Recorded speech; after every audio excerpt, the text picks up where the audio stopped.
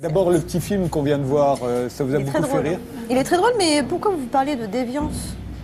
J'ai dit de déviance entre guillemets, bien entendu. Ah oui, parce que là, sinon, je suis ultra déviante. Évidemment. André Braic, vous êtes astrophysicien. On vous doit notamment la découverte des anneaux de Saturne. Et vous Neptune. De Neptune. À chaque fois, je me trompe.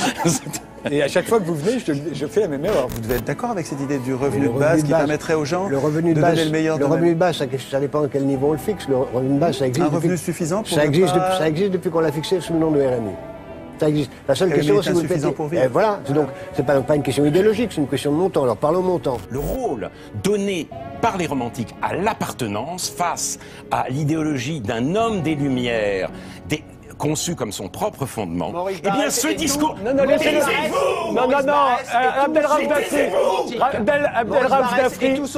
Abdelraouf Dafri, laissez-le terminer. Laissez-le terminer. Bonjour YouTube, c'est Daimon.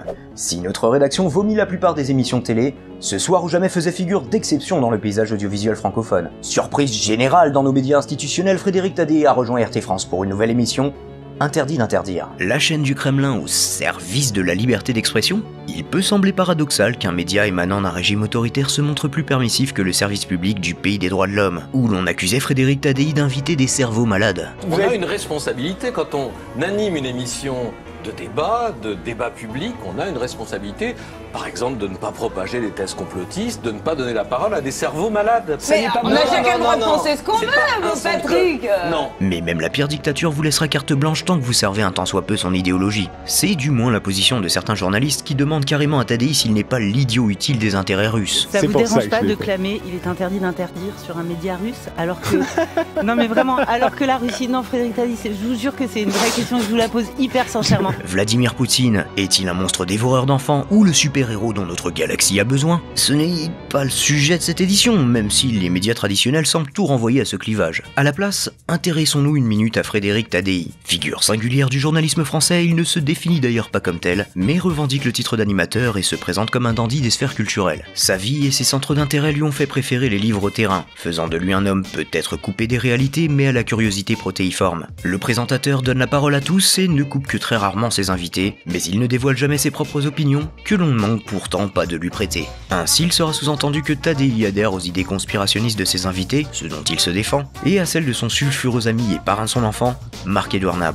Bien qu'il n'estime pas avoir été victime de censure par le service public, l'animateur regrette le manque d'élégance de sa mise au placard et de son éviction, finissant même par parler de médiocratie pour qualifier la télévision française. C'est ça la médiocratie, hein, c'est le culte de ce qui est moyen. Tout ce qui est moyen, voilà. Tout ce qui est moyen ne dérange personne. En fait, on se demande plus maintenant si une émission bonne ou mauvaise, on se demande si elle fait de l'audience ou pas, en gros. Oui, mais même ça, hein, vous remarquerez, il y a des émissions, on leur demande même pas de faire de l'audience, on leur demande juste de pas faire de vagues. Sa nouvelle émission fait de bons scores d'audience par rapport à la moyenne des publications de RT France, mais un peu moins que ce qu'il réalisait parfois sur France Télévisions. Tadei réussit à reproduire sur un média russe ce qu'il ne pouvait plus faire dans le PAF, avec des invités de tous bords et d'avis opposés. Tous les peuples qui essaient de retrouver une certaine souveraineté, ce sont des nazis. Donc, faut le savoir. Ils ont raison de trouver qu'il y a une entourloupe parce qu'il y a un mensonge dans ce qu'a dit le chef de l'État quand il dit qu'il augmente le SMIC. Il n'augmente pas le SMIC. Pourquoi vous attaquez un président qui est en place depuis 2 ans et qui récolte de 40 ans de frustration, comme vous le dites dans votre magazine?